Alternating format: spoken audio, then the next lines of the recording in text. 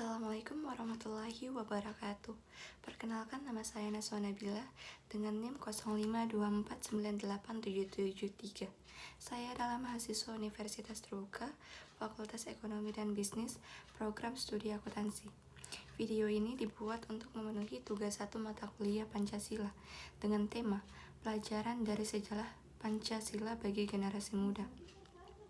Pada video ini, saya akan menjelaskan proses lahirnya Pancasila yang terjadi melalui beberapa tahapan penting dalam sejarah Indonesia, yaitu melalui sidang BPUPKI, perumusan Piagam Jakarta, hingga pengesahan oleh PPKI. Peristiwa penting pertama terjadi pada sidang BPUPKI yang dilaksanakan pada tanggal 29 Mei sampai 1 Juni 1945. Dalam sidang tersebut, para tokoh bangsa Indonesia membahas dasar negara yang kemudian dikenal sebagai Pancasila.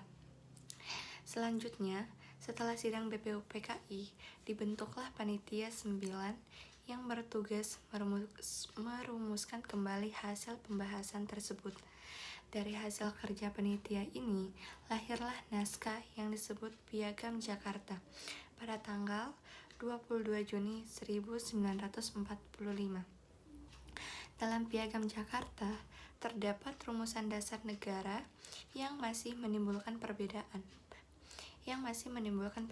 pendapat, terutama pada sila pertama. Kemudian, setelah Indonesia memproklamasikan kemerdekaan pada 17 Agustus 1945, dilaksanakan sidang PPKI pada 18 Agustus 1945.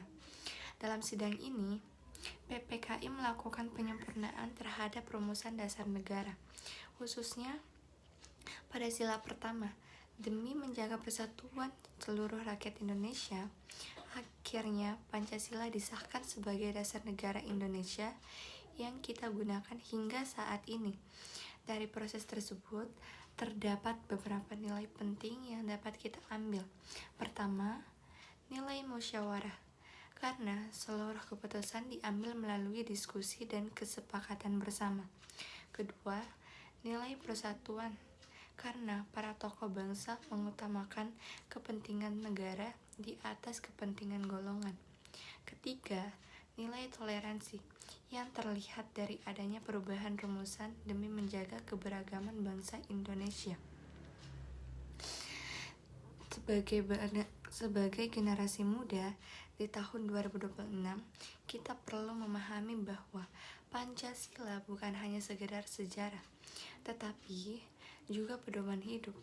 Nilai-nilai seperti musyawarah, toleransi, dan persatuan sangat relevan dalam kehidupan saat ini, terutama di era digital yang penuh dengan perbedaan pendapat dan informasi. Kita sebagai generasi muda harus mampu meneladani semangat para pendiri bangsa dengan menjaga persatuan, menghargai perbedaan, serta menggunakan media sosial secara bijak agar tidak menimbulkan perpecahan di masyarakat. Demikian penjelasan dari saya mengenai proses lahirnya Pancasila. Semoga dapat menambah pemahaman dan menjadi pembelajaran bagi kita semua sebagai generasi